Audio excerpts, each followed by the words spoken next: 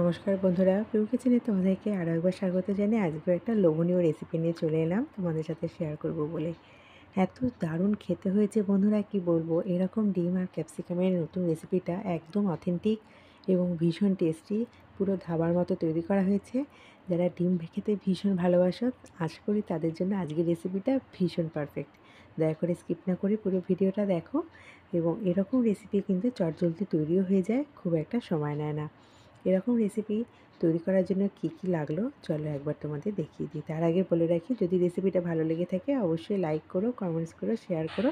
আর চ্যানেলটি সাবস্ক্রাইব করা না থাকলে চ্যানেলটি সাবস্ক্রাইব করে দিও। তো চলো রান্নায় ফিরে আসি বন্ধুরা। 3টে ডিম নিয়েছি, প্রেশার কুকারে পরিমাণ মতো জল দিয়ে ডিম 3টে সিদ্ধ করে নেব। আমি কিন্তু সেদ্ধ করার সময় সামান্য লবণ দিয়ে দিলাম, যাতে ডিমগুলো ফেটে বাইরে বেরিয়ে না আসে, পারফেক্ট সেদ্ধ হয়। এখানে আমি দুটো বড় সাইজের ক্যাপসিকাম কুচিয়ে নিয়েছি, একটা টমেটো অর্ধেক করে কেটে নিয়েছি, পেঁয়াজ কুচি নিয়েছি, দুটো মিডিয়াম সাইজের কাঁচা লঙ্কা 3টে, আদা আর রসুনের টুকরো নিয়েছি। এখন আমি আদা, কাঁচা লঙ্কা আর রসুনটাকে একটা ফাইন পেস্ট করে নেব।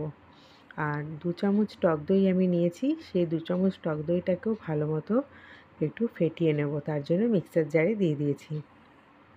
টক দই কিন্তু আগে থেকে ভালো মতো ফেটিয়ে নিয়ে রান্নায় দেবে, দেখবে ছানা কাটবে না। অনেক সময় দই কিন্তু দেওয়া মাত্র ছানা মতো কেটে যায়, তো সেই রকম দইতে রান্নাটা একদম ভালো হয় না। তো তার জন্য দইটাকে আগে থেকে এরকমভাবে একটু ফেটিয়ে নিলে কিন্তু গ্রেভিটা খুব সুন্দর হয়, খেতেও দুর্দান্ত লাগে। মিক্সারের জারটা ধুয়ে সামান্যতম জল আমি এখানে অ্যাড করে দিলাম। দেখো পুরো ক্রিমের মতো তৈরি হয়ে গেল আমার দইটা। আমি ডিম 3টে দেখো সিদ্ধ হয়ে গেছে, নামিয়ে নিচ্ছি। ডিম 3টে পারফেক্ট সেদ্ধ হয়েছে এবং ছাড়াতে কোনো রকম অসুবিধা হয়নি। অনেক সময় ডিম সেদ্ধ করার সময় কিন্তু সাইড দিয়ে বেরিয়ে যায়, সামান্য লবণ মিশিয়ে দেবে সেদ্ধ করার সময়, খুব সুন্দর সেদ্ধ হয়ে যাবে। ডিম 3টেকে মাঝখান থেকে অর্ধেক করে কেটে নেব। এই রেসিপিটা ডিম অর্ধেক করে রান্না করলে বেশি স্বাদ লাগে, তবে যারা ডিম প্রেমিক বা ডিম খেতে ভীষণই ভালোবাসো তারা গোটা ডিম দিয়েও এটা রান্না করতে পারো। আমি কিন্তু 3টে ডিমকে অর্ধেক করে নিচ্ছি। এইরকম রেসিপি কিন্তু খেতে ভীষণ ভালো লাগে এবং বাচ্চারা তো ডিম খেতে ভীষণ ভালোবাসে, তাই ঝটপট করে তাদেরকে তোমরা এই রেসিপিটা বানিয়ে দিতে পারো। এখন ডিমগুলোর মধ্যে আমি কিছু জিনিস অ্যাড করব। দিয়ে দিলাম ওপর থেকে বেশ কিছুটা গোলমরিচের গুঁড়ো, একটু ভালো মতো নাড়িয়ে নিলাম। আর দিয়ে দেবো ওপর থেকে সামান্যতম লবণ। এতে কি হবে, আমার ডিমের গায়ে লবণ আর গোলমরিচের যে ঝালের পরিমাণটা সেটা ঠিকঠাকভাবে ঢুকবে এবং খেতে দুর্দান্ত লাগবে। আজকের রেসিপিটা একদমই অথেন্টিক এবং ইউনিক একটা রেসিপি, আশা করি তোমাদের ভীষণ ভালো লাগবে। আমি এখন কড়াই বসিয়ে দিয়ে পর্যাপ্ত পরিমাণে তেল দিয়ে দিয়েছি, আর দিয়ে দিলাম কিছু গোটা গরম মশলা ফোড়ন, খুব সুন্দর একটা ফ্লেভার আসবে। আমি যে দুটো মিডিয়াম সাইজের পেঁয়াজ কুচি করে নিয়েছিলাম, পেঁয়াজ দুটো দিয়ে দিলাম তেলের ওপর। এখন পেঁয়াজগুলোকে একটু ফ্রাই করে নেব, তবে হ্যাঁ, বেশি একটা ডিপ ফ্রাই করব না। আমি কিন্তু একটু ব্রাউন কালার আসা অবধি, মানে লাল ভাব আসা অবধি অপেক্ষা করব। তারপরেই আমি কিন্তু পেঁয়াজগুলোর মধ্যে দিয়ে দেবো কেটে রাখা ক্যাপসিকামগুলো। বেশি কালো করে ভাজার কোনো প্রয়োজন নেই। তো ক্যাপসিকামগুলো আমি এখন এর মধ্যে দিয়ে দিলাম। ক্যাপসিকামগুলো দেখো আমি অনেকটা কিন্তু চিলি ক্যাপসিকামের মতো করেই কেটেছি, স্কোয়ার শেপ করে। এই রকম রান্না কিন্তু ক্যাপসিকামগুলো এরকমভাবে কাটলে খেতে ভালো লাগে, দেখতেও খুব সুন্দর লাগে। এরকম রান্নাটা একদম আমি নিজের মতো করে তৈরি করেছি, আর খেতে দুর্দান্ত স্বাদ হয়েছে। বাড়ির সকলেই আঙুল চেটেপুটে খেয়েছে আজকের এই ডিমের রেসিপিটা দিয়ে। তো বন্ধুরা দেখো, আমি এখন ক্যাপসিকামগুলো ভাজা হয়ে গেছে, এখন দিয়ে দিলাম স্বাদ মতো লবণ। তবে আমি কিন্তু ডিমের মধ্যেও কিছুটা লবণ দিয়েছিলাম, এখন কিছুটা লবণ দিলাম। অবশ্যই এই দিকগুলো মাথায় রাখতে হবে, কোথায় কোথায় লবণ অ্যাড করা হচ্ছে, তো সেই রকম স্বাদ অনুসারে লবণটা ব্যবহার করতে হবে।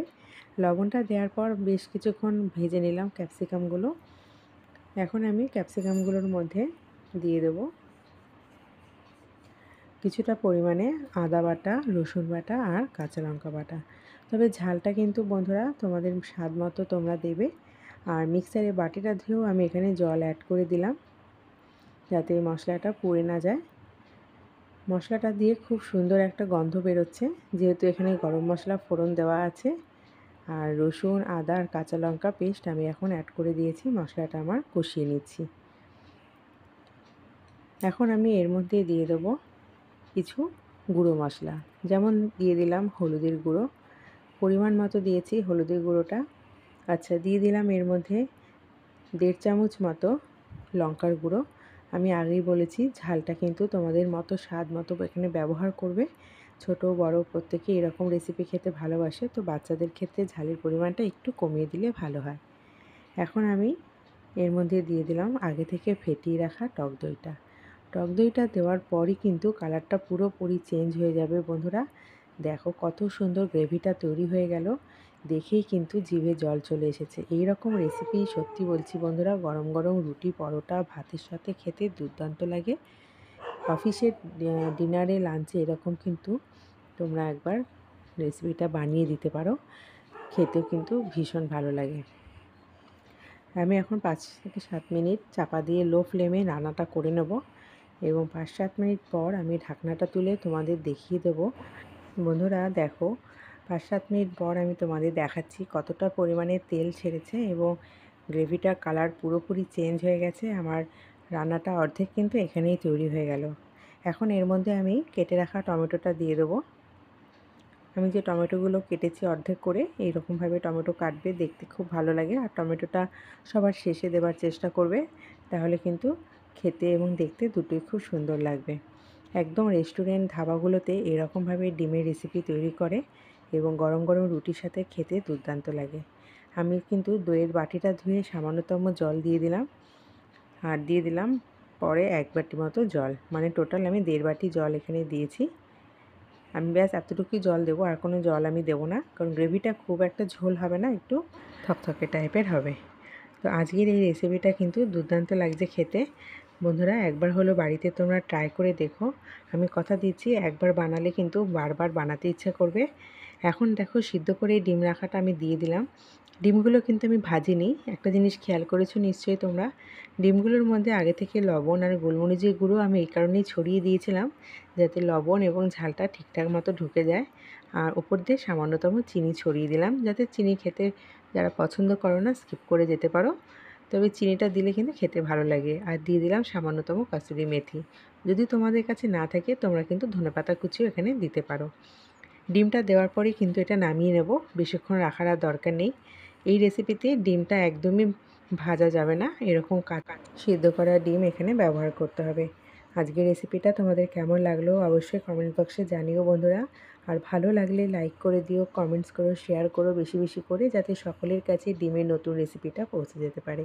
আর যদি নতুন বন্ধু এসে থাকো আমার চ্যানেলে, প্লিজ সাবস্ক্রাইব করে পাশে থাকা বেল বাটনটি প্রেস করে রেখো, যাতে আমার নতুন ভিডিওগুলো আপলোড করা মাত্রই তার নোটিফিকেশান সবার আগে তোমাদের কাছে পৌঁছে যেতে পারে। নামাবার আগে সামান্যতম গরম মশলা ছড়িয়ে 5 মিনিট স্ট্যান্ডিং পয়েন্টে রেখে সার্ভ করে তোমাদের দেখালাম। চলে আসবে নতুন একটি রেসিপি নিয়ে। আজকের